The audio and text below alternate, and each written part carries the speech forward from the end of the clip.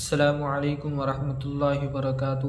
امید کرتا ہوں دوستو کہ آپ سبھی حضرات خیر و عافیت سے ہوں گے۔ میں آپ حضرات کے لیے قاری حنیف ملتانی صاحب کا بہت ہی اچھا بیان لے کر کے آیا ہوں۔ امید کرتا ہوں کہ آپ سبھی حضرات کو قاری حنیف ملتانی صاحب کا بیان پسند آئے گا۔ چلیے وقت بغیر گوائے ویڈیو شروع کرتے ہیں اور ہم بھی آپ کے ساتھ قاری حنیف ملتانی صاحب کا بیان سنتے ہیں، اور کمنٹ کر کے ضرور بتلائیں کہ آپ کو قاری حنیف کا بیان کیسا لگا۔ چلیے شروع کرتے ہیں۔ حدیث میں آتا ہے، ارشاد ہے مدنی کریم صلی اللہ علیہ وسلم کا کہ بعض لوگ اللہ کی زمین پہ چلتے ہیں، بعض لوگ اللہ کی زمین پہ چلتے ہیں اور زمین اللہ سے یہ اجازت مانگتی ہے، پروردگار اگر اجازت ہو میں اس کو نگل جاؤں، میں نہیں چاہتی کہ اس کے منحوس قدم مجھ پہ پڑتے رہیں، اجازت ملے میں اس کو لقمہ بنا کر کے نگل جاؤں، اس کو زمین کی تہ میں لے آؤں۔ اور ایک اور ارشاد ہے حضور کریم صلی اللہ علیہ وسلم کا، یوں فرمایا کہ جب قوم کے اندر تین چیزیں ہو جائیں، جب کسی قوم میں تین عادتیں، تین خصلتیں، تین برائیاں پیدا ہو جائیں تو سرکار مدینہ صلی اللہ علیہ وسلم نے فرمایا وہ قوم پھر زمین کے اوپر بسنے کے لائق نہیں رہتی، اس قوم کو زمین کے اندر غرق ہو جانا چاہیے۔ وہ کون سی باتیں ہیں؟ ارشاد فرمایا محمد عربی صلی اللہ علیہ وسلم نے کہ پہلی بات تو ان کی یہ ہے کہ جب قوم کے امیر لوگ، غنی لوگ، مالدار لوگ بخیل ہو جائیں، اللہ تعالیٰ نے جو ان کو سرمایہ دیا ہے، رب العالمین نے جو ان کو پیسہ اور دولت دی ہے، اس میں کسی غریب کا وہ حصہ ہی نہ رکھیں۔ چنانچہ آج آپ دیکھ لیں فالتو لاکھوں روپیہ لگ جائے گا، لیکن کسی بیوہ کے گھر ایک سیر آٹا دینا، کسی یتیم کے سر پہ ہاتھ پھیرتا ہوا امیر آدمی شرماتا ہے کبھی میرے ہاتھ کی ہتھیلی نہ گھس جائے۔ حالانکہ ارشاد فرمایا مدنی کریم صلی اللہ تعالی علیہ وسلم نے بعد وقت ایسا قبولیت کا ہوتا ہے جو آدمی یتیم کے سر پہ ہاتھ پھیر دے محبت کے ساتھ، یہ بچہ یتیم ہے، اس کا لاڈ اجڑ گیا، اس کا مان اجڑ گیا، اس کا ابا رخصت ہو گیا، اس کو گود میں بٹھا کر پوچھنے والا چلا گیا بیٹا تو کیا چیز کھاوے گا؟ حضور کریم صلی اللہ تعالی علیہ وسلم نے فرمایا جب یتیم کے سر پہ آدمی محبت کے ساتھ، شفقت کے ساتھ ہاتھ پھیرتا ہے، اللہ پاک یوں فرماتا ہے مجھے اپنی کبریائی کی قسم جتنے بال اس کے ہاتھ کے نیچے آ جاتے ہیں اتنی نیکیاں ہاتھ پھیرنے والے کے نام اعمال میں لکھ دی جاتی ہے۔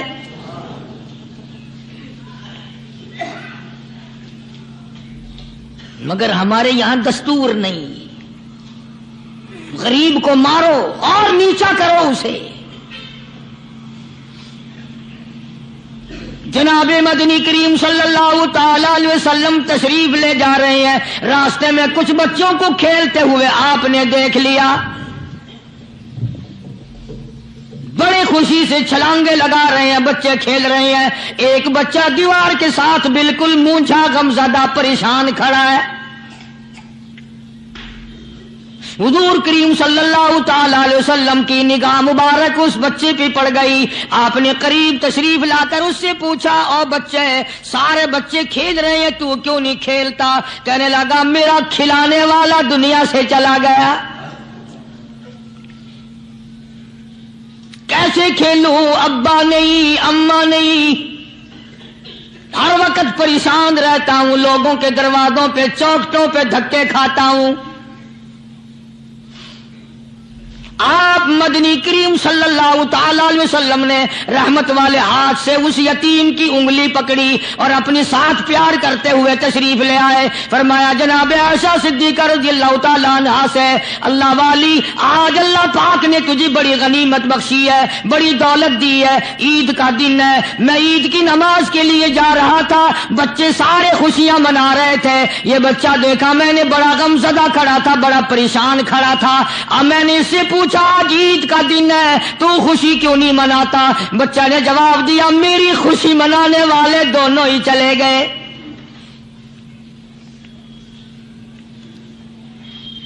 آج اللہ نے یہ موقع بخشا ہے, اسے نہلا دھلا, اس کو نئے کپڑے پہنا, معصوم بچے کے سر پہ ہاتھ پھیرتے ہوئے فرمایا بیٹا گھبرانا, یہ عائشہ صدیقہ تیری اماں ہے, میں محمد الرسول اللہ آج سے تیرا ابا بن گیا ہوں.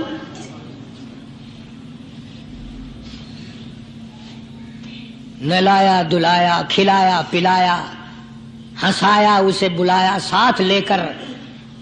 جب حضور کریم صلی اللہ تعالی علیہ وسلم ان بچوں کے پاس سے پھر گزرے جو پہلے کھیل رہے تھے, اس زمانے کے تو بچے بھی سمجھدار تھے, آج تو چٹی داڑھی والوں کو سمجھ نہیں ہے. قبر بالکل کنارے, قبر کے کنارے پہ کھڑے ہیں پھر بھی سمجھ نہیں. کسی کو حسد نے مارا, کسی کو تکبر نے مارا, کسی کو دولت کی بیماری نے مارا, اسی کو مجذوب کہتا ہے. نفس اور شیطان خنجر در بغل. کوئی آدمی اپنے بارے میں اطمینان نہ کرے کہ میرا معاملہ ٹھیک ہو گیا, نہ جانے آخری وقت میں کیا بن جائے گی. ایک اللہ والے کا انتقال ہونے لگا, آخری وقت ہے, خاندان اس اللہ والے کا چاروں طرف بیٹھا ہوا ہے, مریدین بیٹھے ہوئے ہیں, اللہ والے کے چاروں طرف حلقہ بیٹھا ہوا, آخری وقت ہے. عربی زبان میں جس کا ترجمہ یہ ہے, اس کی زبان سے ایک بات نکلتی ہے, ابھی نہیں ابھی نہیں ابھی نہیں ابھی نہیں ابھی نہیں. مرنے کے بعد کسی نے خواب میں دیکھا تو پوچھا حضرت جی دنیا درود شریف پڑھتی ہے, مرتے وقت کلمہ پڑھتے ہیں, اللہ اللہ کرتے ہیں, یہ آپ ابھی نہیں کیا فرما رہے تھے؟ تو یوں فرمایا تمہیں کیا معلوم ہے, شیطان میرے سامنے کھڑا تھا اور کہتا تھا میں نے دنیا کو پھنسایا, دنیا کو ورغلایا, دنیا کو بہکایا, تو میرے پھندے سے پھنس گیا, تیرے علم نے تیری نیکی نے بچا لیا. تو میں کہتا تھا ظالم ابھی تو سانس آ رہی ہے, نہ جانے کیا بنے گی, ابھی نہیں ابھی نہیں ابھی نہیں.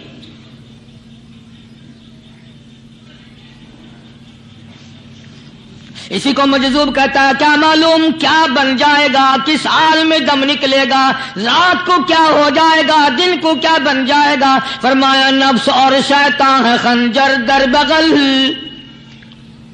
نفس اور شیطان ہے خنجر در بغل, وار ہونے کو ہے اے غافل سنبھل. آیا دشمن کا وار, 4 نمازیں پڑھی باقی ساری دنیا کافر نظر آنے لگ جاتی ہے. میں نمازی ہوں, یہ سارے بے ایمان پھرتے ہیں. شیطان پیدا کرتا ہے یہ چیزیں. اگر اللہ نام پہ تھوڑی سی کبھی خیرات کر دی تو بہانے لوگوں کے سامنے ذکر ہو رہا ہے, اجی آج کل تو ہمارے کاروبار نہیں, ورنہ انشاءاللہ فلاں مسجد جو ہے نا یہ ہم نے بنائی تھی. بہانے بتانا. اس لیے مجذوب کہتا ہے گھبرایا نہ کر اور اپنے آپ کو اطمینان نہ دلایا کر. کہتا نفس اور شیطان ہے خنجر در بغل, وار ہونے کو ہے اے غافل سنبھل. چلا شیطان کا خنجر, چلا شیطان کا خنجر, لگایا اس نے دو, لگایا اس نے دو. لوگوں کا خیال یہ ہے کہ شیطان صرف وہ, شیطان کے بہکائی میں وہ آدمی آتا ہے جو کسی کو قتل کر دے. لوگوں کے نزدیک صرف زنا کرنا گناہ ہے, قتل کرنا گناہ ہے, چوری کرنا گناہ ہے, ڈاکہ مارنا گناہ ہے, اور چوتھی چیز گناہ ہی کوئی نہیں. حضرت عثمان غنی ذی النورین رضی اللہ تعالی عنہ کی مبارک مجلس ہے. صحابہ کرام کا دور ہے، نبی کا دوہرا داماد، مجلس ہے عثمان ذی النورین کی. ایک آدمی مجلس میں آ کے بیٹھا، حضرت عثمان کی مجلس میں ایک آدمی آ کے بیٹھا تو حضرت عثمان فرماتے ہیں، توجہ، حضرت عثمان فرماتے ہیں، یوں نہیں فرمایا کہ تو نے ایسا کیا ہے، اسے ذلیل نہیں کیا، بلکہ یوں فرمایا لوگوں کو شرم نہیں آتی، لوگ آنکھ کا زنا کر کے میری مجلس میں آ کے بیٹھتے ہیں، لوگ آنکھ کا گناہ کر کے میری مجلس میں آ کے بیٹھتے ہیں. تو دور تھا نا صحابہ کرام کا، فوراً چوٹ کی کسی نے کہ نبی کے بعد وحی آنی شروع ہو گئی. یعنی آپ کو کیسے پتا چل گیا کہ کوئی آدمی غلط نگاہ ڈال کے آیا؟ اس کی رستے میں نظر کہیں غلط پڑی تھی آنے والے کی، آپ کو کیسے پتا چلا؟ یعنی بات کرنے والے کو بھی دیکھو اور پھر چوٹ کرنے والے کو بھی دیکھو. تو حضرت عثمان رضی اللہ تعالیٰ عنہ نے فرمایا، بھائی پاک مجلس میں اگر ایک تولا بھی کوئی پخانہ لے کر آ جائے تو بدبو تو آ ہی جائے گی نا. صحابہ کی پاک مجلس میں اگر کوئی آنکھ کا زنا بھی کر کے آیا، فرمایا مجلس کے اندر بدبو پھیل گئی. تو اللہ والوں کی مجلس ہے اور اللہ والوں کی رفاقت ایک بہت بڑی چیز تھی، کبھی لوگ حاصل کیا کرتے تھے. اب تو ہر آدمی پیر ہے، ہر آدمی لیڈر ہے، ہر آدمی چودھری ہے، ہر آدمی بڑا بنا ہوا ہے، چھوٹا ہم میں کوئی ہے ہی نہیں.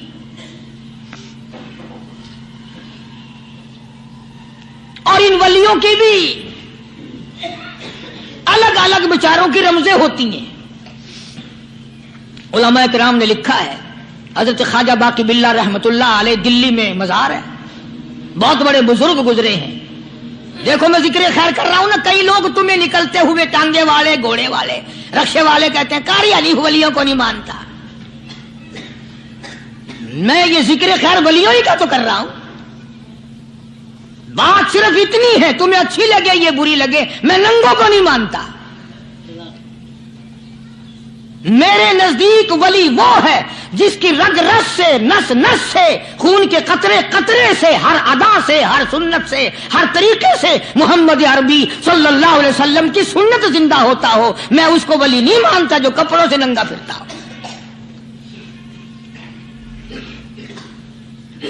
خواجہ باقی باللہ رحمت اللہ علیہ کو بھٹیارے نے دیکھا، ایک تباہی تندور والا. حضرت خواجہ صاحب کو دیکھا کہ جامع مسجد دلی کے پیڑیوں پہ، سیڑھی پہ کبھی چڑھتے ہیں، کبھی اترتے ہیں، کبھی چڑھتے ہیں، کبھی اترتے ہیں، پریشانی کا عالم. تو تباہی تو ضرور تھا، بٹیارہ تو تھا، مگر تھا تو دلی کا. وہ سمجھ گیا کہ حضرت کو کوئی پریشانی ہے. پہنچا اور جا کے کہنے لگا، حضرت کیا بات ہے، آج رات کافی گزر گئی ہے، آرام فرماؤ، کبھی چڑھتے ہو کبھی اترتے ہو، پریشانی کیا پریشانی ہے؟ فرمایا 4 مہمان ہیں، کھانا کھلانا ہے، میرے پلے کچھ نہیں.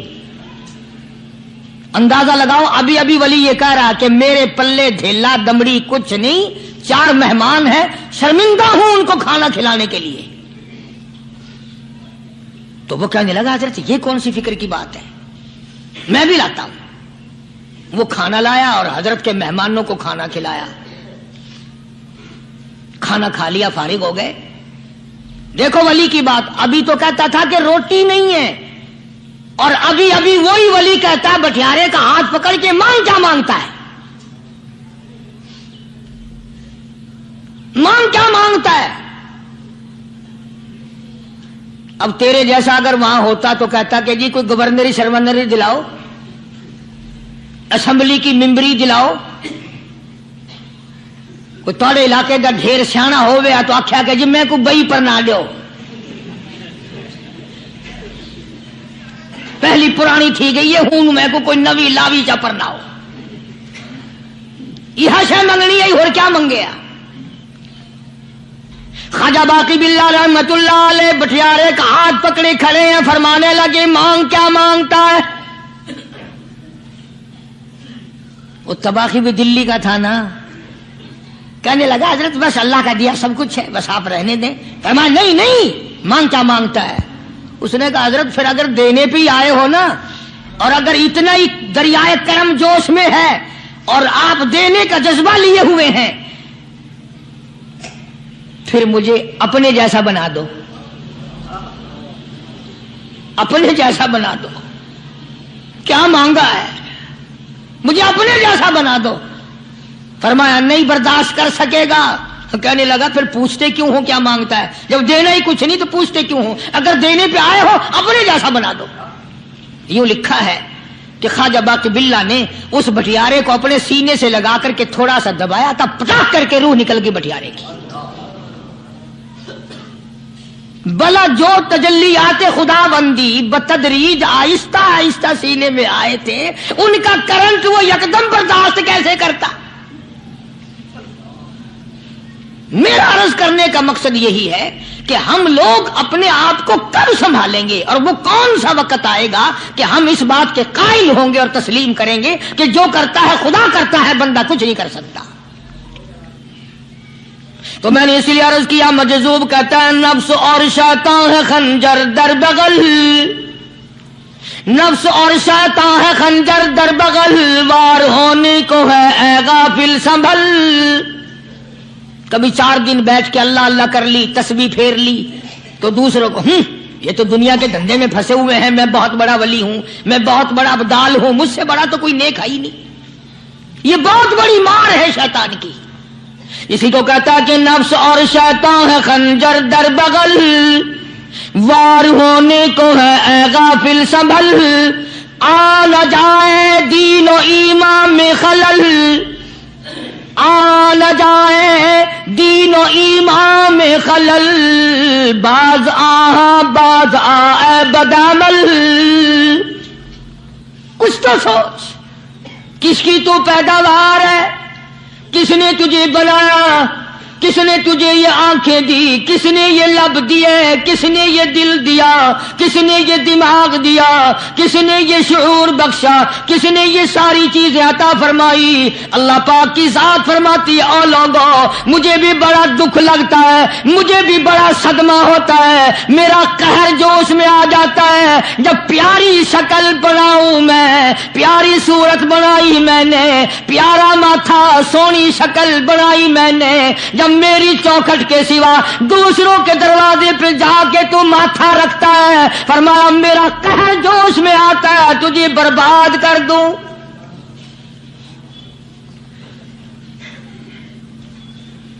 سب کچھ میں نے دیا، سب کچھ میں نے بخشا، اور پھر بھی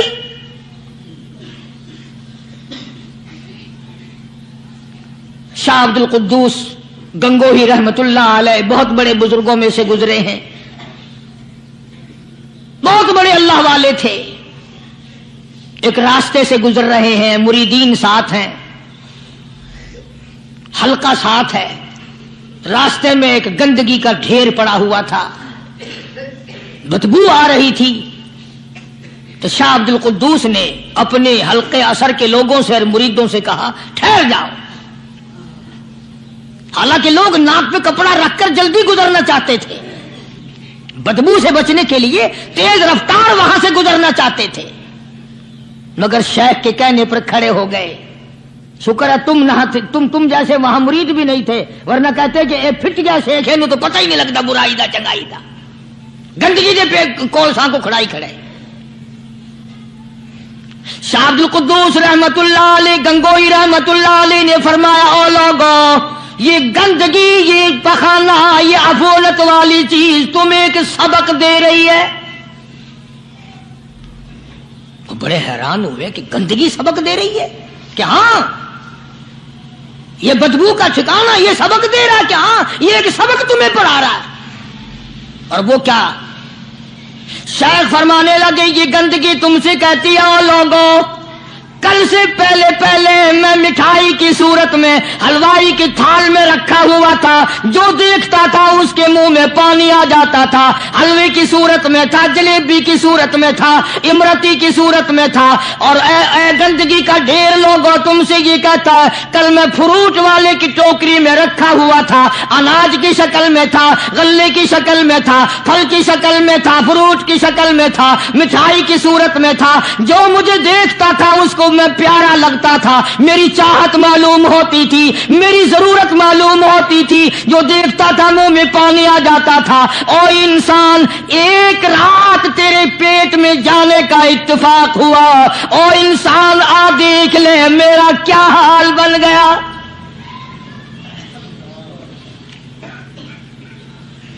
ایک رات تیری صحبت میں رہا ہوں، ایک رات تیرے اندر ٹھہرنے کا اتفاق ہوا، دیکھ میرا کیا حال بن گیا۔ ہر شخص مجھ سے نفرت کرتا ہے، مجھ سے بدبو کی وجہ سے نفرت کرتا ہے، ناک پہ کپڑا رکھتا ہے، میرا کیا حال بن گیا۔ اور بندے تجھے 40 50 60 سال گزر گئے، تو نے اپنے اندر خوشبو پیدا کرنے کی کوشش نہ کی۔